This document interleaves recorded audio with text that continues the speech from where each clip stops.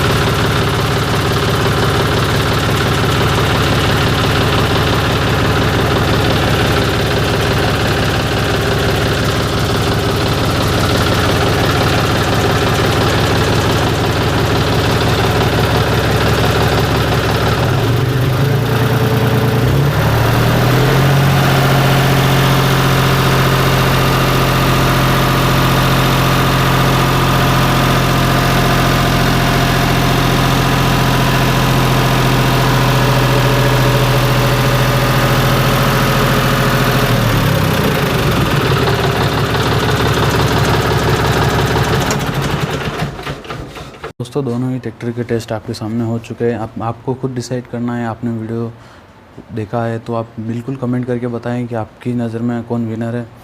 मेरे हिसाब से तो आप खुद ही कमेंट में बताएंगे, फिर मैं आपको कमेंट में रिप्लाई करूँगा कि मेरे हिसाब से कौन सा ट्रैक्टर बेटर है, कौन सा कम वाइब्रेट हुआ और कौन सा ज़्यादा। तो दोस्तों जाते जाते आपसे विनती ज़रूर करूँगा कि आप वीडियो को लाइक करते जाएँ और हो सके तो आप सभी अपने मित्रों को सेंड करें।